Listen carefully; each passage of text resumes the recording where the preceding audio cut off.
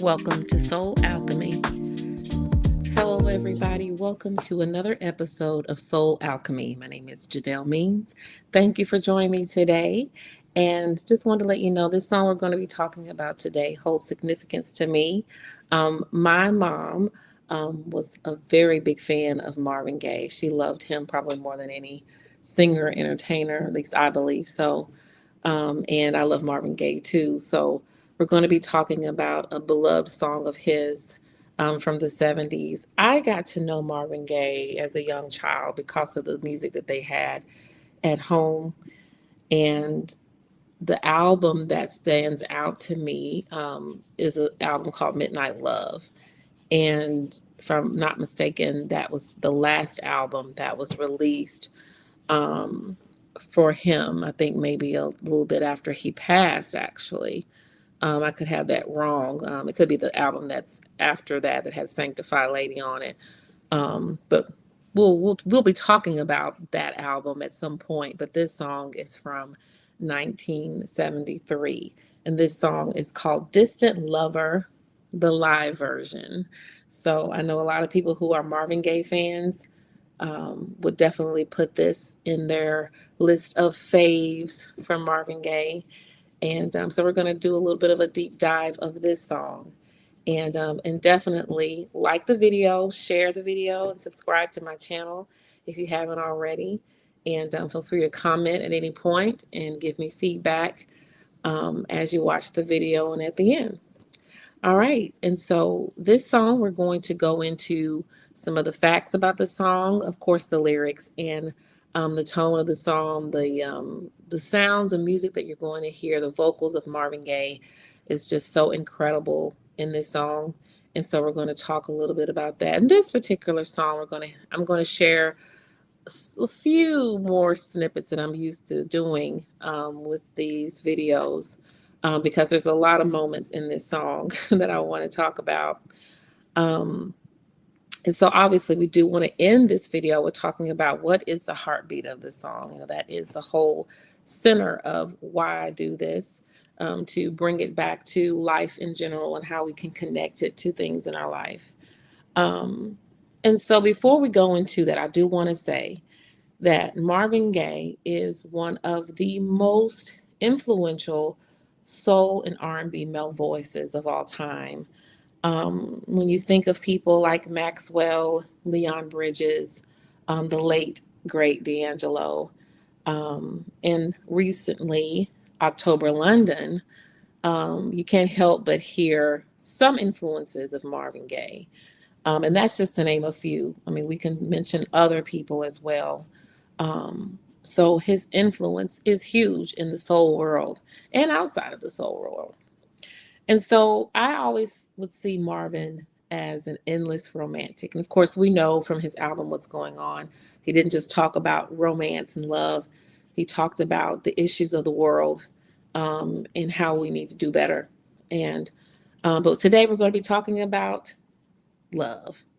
And so, like the song we just covered, Sweet Caroline, this song deals with heartbreak and a lover leaving. It's just going about it in a different way, a little bit more dramatic way, if I should say. So let's talk about the songwriting and production credits. So we have that this song is co-written by Marvin Gaye, Gwen Gordy Fuqua, and Sandra Green. It was produced by Marvin Gaye himself. And so this is the sixth track on the album Let's Get It On. This was Marvin Gaye's 13th studio album. It was released in August 28th, 1973 on Tamla Records, which is a subdivision of Motown Records. It was initially issued as a B-side to the album's second single, Come Get to This, which is another great song by Marvin Gaye, released October 11th, 1973.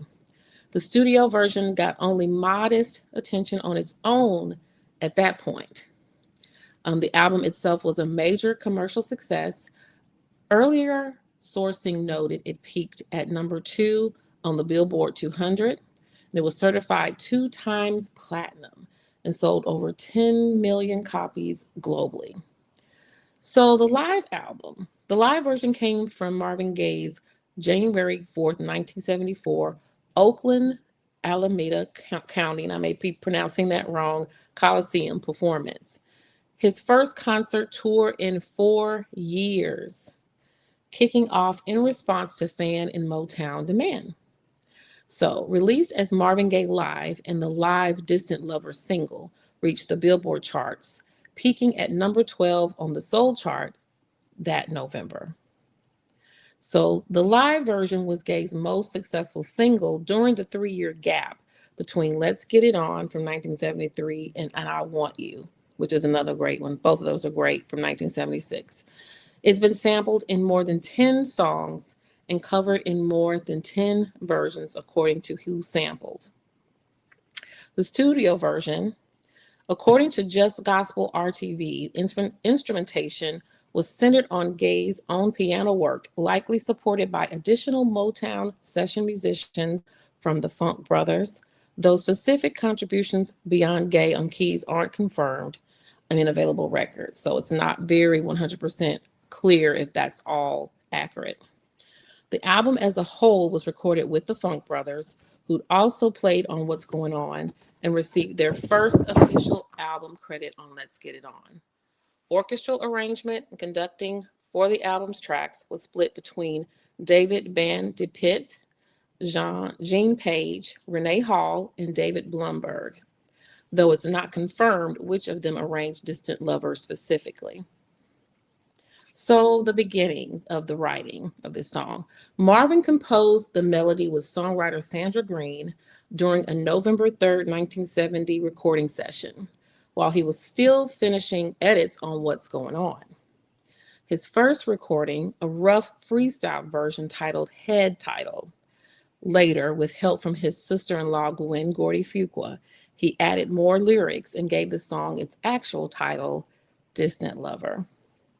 And one theory ties the song's raw emotional roots to the death of his duet partner, Tammy Terrell, who died in 1970 from a brain tumor shortly before these sessions, though this has never been confirmed. In that early head title version, Gaye was joined by songwriter confidant L.G. Stover, who ad-libbed pained, sometimes falsetto screamed vocals alongside him, and a female voice at the end, later confirmed as Denise Gordy, Marvin Gaye's niece-in-law. This can be heard speaking to him. So per the album's deluxe reissue liner notes, it took 20 separate recording sessions before Marvin was satisfied with the studio version. More sessions than it took to record the entire What's Going On album. So now let's get to the live version. So as I stated, it was recorded on January 4th, 1974 at the Oakland Alameda County Coliseum. And that was the first time that you'll hear this live recording. So the live performance of the song. So in this, Marvin builds into the song from a slowed down version of his theme from Trouble Man instrumental before easing into Distant Lover itself, which we will get into. The live track runs about 6 minutes and 20 seconds. And so this particular song is one that became one everyone was ready to hear if they went to the concert. So if they were there, people were probably waiting to hear this song, of course, amongst other ones. But you could imagine what was on people's minds when they've heard this song for the first time in this way with this arrangement.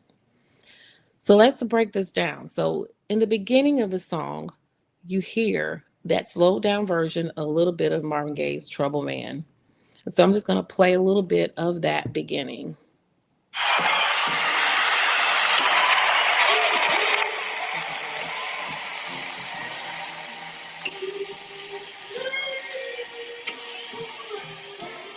You may recognize this theme, my Trouble Man album. It's one of my favorite. Okay, so that's the first snippet I'm going to play. So you hear that beautiful, beautiful opening for a song. So this song This little snippet already sets up the song to have much more emotional feel than the studio recording. The record version is already emotional, but this version takes it deeper with more vulnerability. The horns and strings make the song more dramatic with anticipation, for the song to have a very emotional and deeply passionate moment in the show. So then, on top of that, after this moment with Trouble Man at the beginning starts, um, Marvin begins speaking to the audience, which puts the audience into a frenzy because I'm sure, hearing Marvin talk and not just sing was probably, making the fans go crazy. And so he speaks about being in love and the lover leaves. So the line goes, when you're in love and your lover leaves you and you got nobody, a lonely house. Him saying that, and he's saying it with such authenticity and realness, and him saying a lonely house. I don't know what it is about him, the way he says that part, but it's just so real to me. And just that moment, that little moment.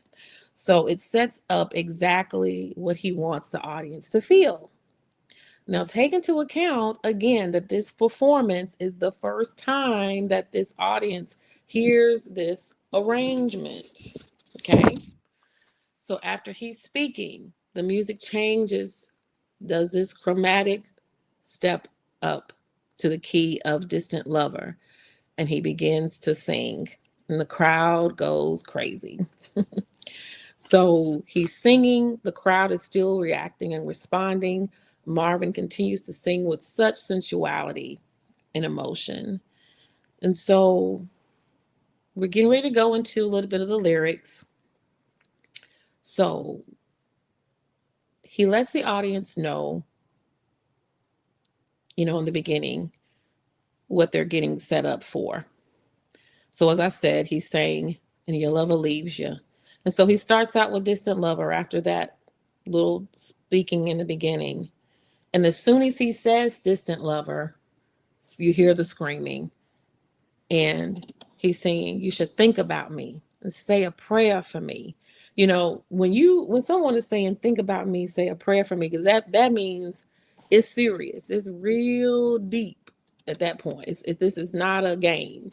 This is like a definite, um, almost emergency, where he's pleading, please, baby, think about me sometimes.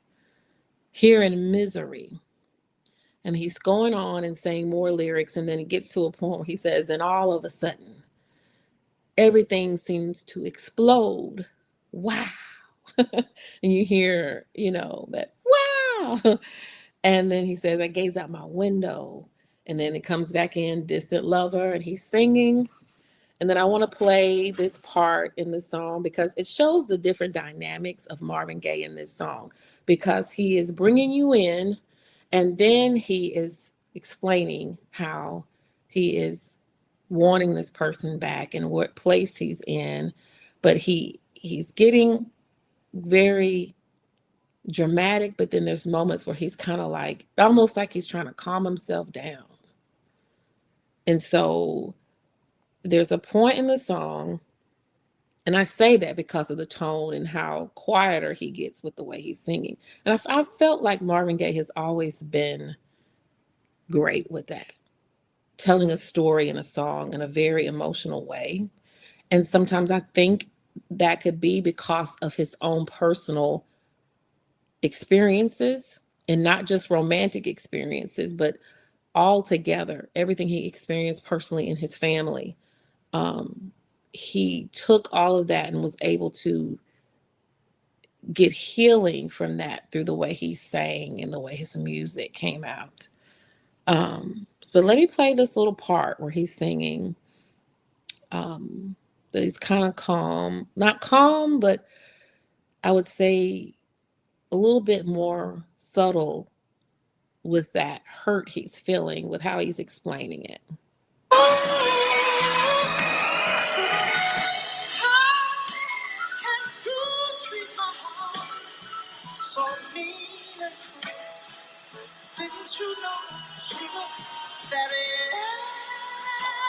Yeah. Yeah. So you hear that. And so it's still intense, but it's still kind of like, let me calm down a minute. But like, it's like, didn't you know? Like, how can you treat my heart the way he's singing? How can you treat my heart? It's not so he's taking a moment like, how can you treat my heart so mean and cruel? You know? And so then he's singing some more, and then he gets towards the end of that stanza, I guess you would call it. And then he does a very Marvin Gaye thing. Lord have mercy. That's Marvin Gaye all day. That Lord have mercy part is, and that of course the fans scream, and they just love that moment. So then the dramatic sax solo was coming in, but in the middle of that saxophone coming in, because the saxophone is telling the story too, but then it's like he has to come in that moment and say, you know, how he felt like this was something that was precious to him. And so he says, I treasured it, baby, and you want to leave. Like, why are you doing this? So let me just play a little bit of that so you can hear how he comes off. Get it here. Okay, here we go.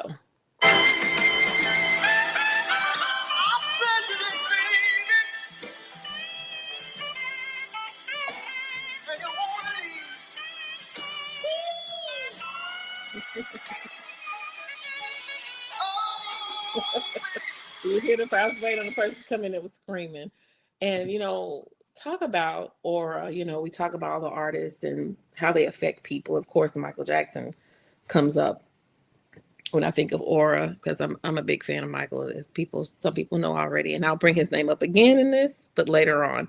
Um, Marvin Gaye definitely had an aura about him and the way he presented himself. And I think it's because, again, it goes back to him laying it all out on stage and being authentically him and explaining the song and telling the story so well.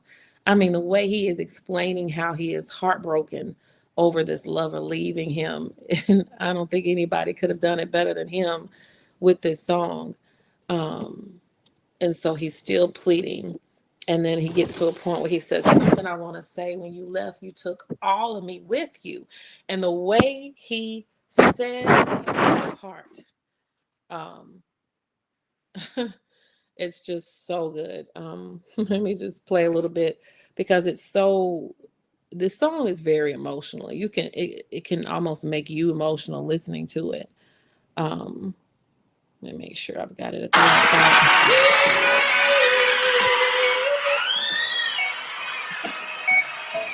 Something I want to say. When you left, you called up me with you. Now, Lord, I wonder, do you want to hear me scream?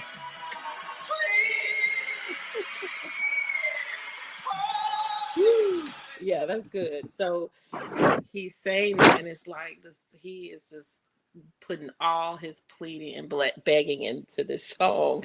At this point, it's like at this point he is he is at his wit's end. Like it's serious. He's saying, do you want to hear me plead and scream? Come back home. It's serious for Marvin. Okay.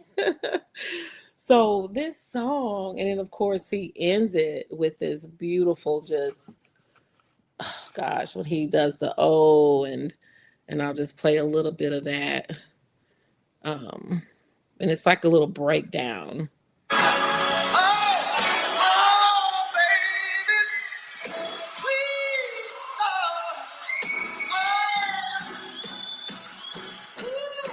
Come back.